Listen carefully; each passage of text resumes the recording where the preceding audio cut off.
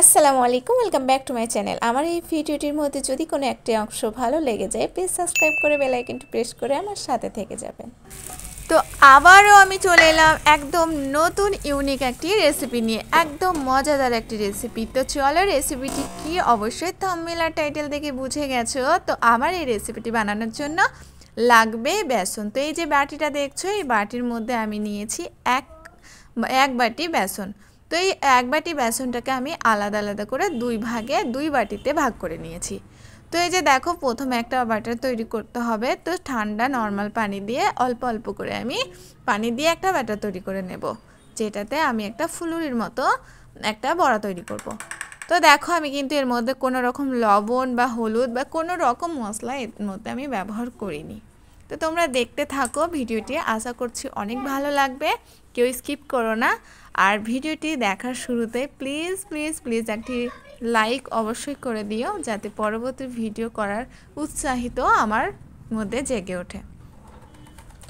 আর এই ভিডিওটি যারা নতুন দেখছো, প্রথম আমার চ্যানেলটিতে ভিজিট করেছো, তাদেরকে জানাই অনেক অনেক ভালোবাসা। আর তার সাথে একটি রিকোয়েস্ট, আমার এই ভিডিওটির মধ্যে যদি কোনো একটি অংশ ভালো লেগে যায়, তাহলে সাবস্ক্রাইব করে বেল আইকনটি প্রেস করে অবশ্যই আমার সাথে থেকে যাবে, যাতে পরবর্তী ভিডিওর নোটিফিকেশন সবার আগে তোমার কাছে পৌঁছে যায়। আর যারা প্রথম থেকেই আছো আমার পুরনো ফ্রেন্ড, তাদেরকে তো জানাই অনেক অনেক ভালোবাসা। তো এই যে দেখো, আমি ওই ব্যাটারটা তৈরি করে রেখে দিলাম। আর খুব ভালো করে ফাটতে হবে, অনেক ভালোভাবে ফাটতে হবে। তো ফাটার পর আমি সাইডে 10 মিনিট মতো রেস্টে রেখে দিলাম। আর এই যে ব্যাটারটা আছে, মানে আলাদাভাবে আরেকটা বাটিতে যে বেসনটা নিয়েছি, সেটা আমি দেখো, এই যে টক দইটা কিন্তু যত টক হবে ততই কিন্তু এই রেসিপিটা, এই কারিটা খেতে তত ভালো লাগবে। তো এই যে দেখো, আমি বাটির মধ্যে আমি নিয়েছিলাম যে বেসনটা, সেই বাটি অনুযায়ী এক বাটি মতো আমি নিয়েছি টক দই। তো শুধু টক দই দিয়ে বেসনটাকে খুব ভালোভাবে ফাটতে হবে। আর এটা কিন্তু একদমই টাইট হবে না, আমি অনেকখানি পানি দিয়ে এটাকে ঢিলা করে নেব। তো যে বাটি অনুযায়ী আমি নিয়েছি বেসন, তার 4 গুণ পানি আমাকে বেশি লাগবে এই যে ব্যাটারটা তৈরি করছি তার মধ্যে। তো এই যে দেখো, আমি এখনই অলরেডি এক বাটি পানি দিয়ে দিয়েছি। আর যখন আমি মানে কড়াইয়ে দেব, তখন আরও আমি 3 বাটি পানি এর মধ্যে মাপ করে দিয়ে দেব। তো যে যেমন পাতলা পছন্দ করো, কেউ পাতলা পছন্দ করে, কেউ পাতলা পছন্দ করে, কেউ বা গাঢ়া পছন্দ করে, সেই অনুযায়ী তোমরা বানিয়ে নেবে। তো দেখো, আমি ব্যাটারটা খুব ভালোভাবে বানিয়ে সাইডে রেখে দিয়েছিলাম। আর যেভাবে ফাটলাম সেভাবে ফাটতে হবে। আর এইটা যে টাইট ব্যাটারটা, যেটা বড়া করার জন্য রেখেছিলাম, সেটা 10 মিনিট হয়ে গেছে, আরও কিছুক্ষণ চামচ করে ফেটে নিলাম। এই যে এবার আমি কড়াইয়ে তেল দিয়ে দিলাম। এবার তেলটা হালকা পরিমাণ গরম হবে, তখনই আমি দিয়ে দেব বড়াগুলো। এই চামচের সাইজে একই সাইজ করে আমি সব বড়াগুলো ভেজে নেব।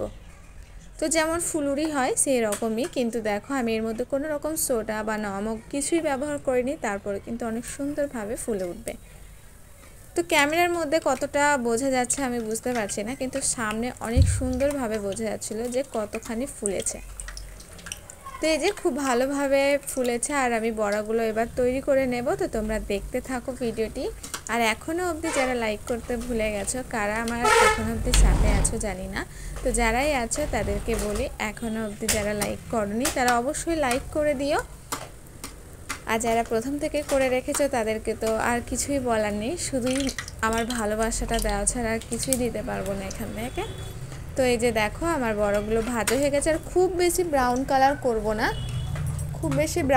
করব না, একদম সাদা টাইপেরই থাকবে, যাতে দেখতে ভালো লাগে। যে এই দেখো, আমি সবগুলো বড়া ভেজে নিয়েছি একই রকমভাবে। আর তেলটা কম করে নিয়েছি, যে তেল ছিল তেলটা কম করে নিয়েছি। 1 চামচ মতো তেল রেখেছি, এতে খুব বেশি তেল কিন্তু ব্যবহার করা যাবে না, 1 চামচ মতো রেখেছি। তো তার মধ্যে দিয়েছি কাঁচা লঙ্কা, তিনটে কাঁচা লঙ্কা কেটে দিয়েছি। তারপর আদা আর রসুনটাকে চপ করে দিয়েছি। আর দিয়েছি 1 চামচ মেথি আর 1 চামচ জিরা। তো এই যে দেখো, যখন মানে একটু ভেজে নেব আর হালকা যখন একটা মানে ফ্লেভার আসবে, তখন আমি বাকি যে মানে পদ্ধতিগুলো সেগুলো ধাপে ধাপে যাব। তো তো দেখো হালকা পরিমাণ ভেজে নিয়েছি আর খুব সুন্দর একটা স্মেল আসা শুরু হয়ে গেছে।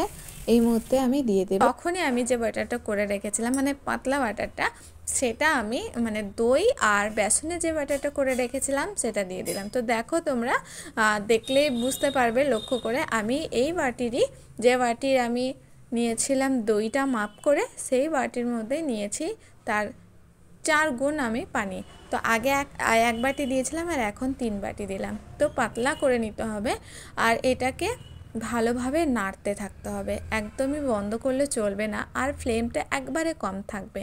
তো এই যে দেখো আমি হলুদটা দিলাম আর কোনো রকম মশলা কিন্তু এর মধ্যে ব্যবহার হবে না, হলুদ আর লঙ্কা গুঁড়ো। তো এবার আমি নাড়তে থাকবো আর নাড়তে নাড়তে দেখবে একটা কালারটা চেঞ্জ হয়ে যাবে আর একদম হলুদে পরিণত হবে। তো দেখো একদমই আর কিন্তু একদমই মানে নাড়া বন্ধ করলে হবে না, না হলে কিন্তু লেগে যেতে পারে নিচে, আর লেগে গেলে একদমই ভালো লাগবে না। তো নাড়তে নাড়তে যখন এরকম গাঢ় হয়ে যাবে আর কালারটা দেখো একদম হলুদ হয়ে গেছে সাদা থেকে, তো এবার খুব ভালোভাবে নাড়তে থাকতে হবে আর কোনো রকমই কাজ নেই। আর তোমরা হয়তো লক্ষ্য করেছো আমি এখনও অবধি কোনো রকম লবণ ব্যবহার করিনি, লবণটা শেষে ব্যবহার করব। আর এই মুহূর্তে লবণটা দিলে একটু ফেটে যাওয়ার সম্ভাবনা থাকে যেহেতু এটা দই দেওয়া আছে।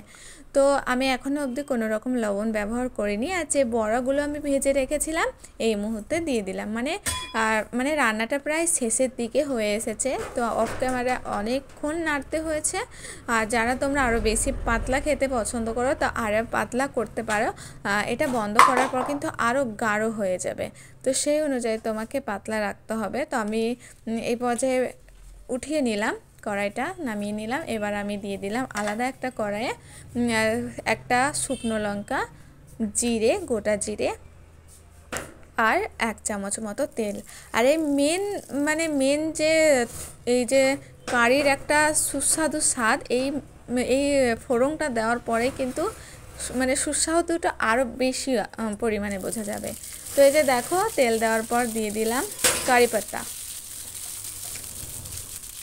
তো কারি পাতা দিয়ে খুব ভালোভাবে এটাকে নেড়ে নিতে হবে। আর একটা জিনিস দেবো কাশ্মীরি লঙ্কা গুঁড়ো, যেটাতে কালার আসবে কিন্তু কোনো রকম ঝাল থাকবে না। আগেই অলরেডি অনেক মানে ঝাল দেওয়া আছে আর এই যে কারিটা এটা ঝাল যতটা দেবে খেতে কিন্তু ততই বেশি ভালো লাগবে। তো এই যে এবার দিয়ে দিলাম কালো সরষা। তো দেওয়ার পর আমি যখন একটু হালকা ভাজা হয়ে যাবে তারপরে আমি দিয়ে দেব ফোড়নটা এই যে কারির মধ্যে। আর এই যে ফোড়নটা দিলাম আর এই ফোড়নটা দেওয়ার পরেই হবে আসল যে স্বাদটা কারির, সেটা কিন্তু আরও বেশি পরিমাণ বেড়ে যাবে। তো এই মেন মানে জিনিসটাই হচ্ছে ফোড়নটা দেওয়া, আর এই ফোড়নটা না দিলে কিন্তু কোনো রকম মানে টেস্ট আসবে না, একদমই ভালো লাগবে না। তো ফাইনাল রান্না কমপ্লিট। আর দেখতে কেমন লাগছে অবশ্যই কমেন্টের মাধ্যমে জানাবে, ভালো লাগলে বাড়িতে একবার ট্রাই করে দেখবে কেমন লাগে। জিরা রাইস আর রুটি দিয়ে কিন্তু অসাধারণ একটা মানে রেসিপি, খাওয়ার মতো, অবশ্যই ভালো লাগবে। তো চলো ভিডিওটি কেমন লাগলো বলো কমেন্টের মাধ্যমে, ভালো লাগলে লাইক কমেন্ট শেয়ার করে সাবস্ক্রাইব করে বেল আইকনটি প্রেস করে আমার সাথে থেকো যাতে পরবর্তী ভিডিও নোটিফিকেশন তোমাদের কাছে পৌঁছে যায়। তো চলো আজকের মতো টাটা, আবারও দেখা হবে অন্য কোনো ভিডিওর সাথে, ততক্ষণ ভালো থাকবে সুস্থ থাকবে। আসসালামু আলাইকুম।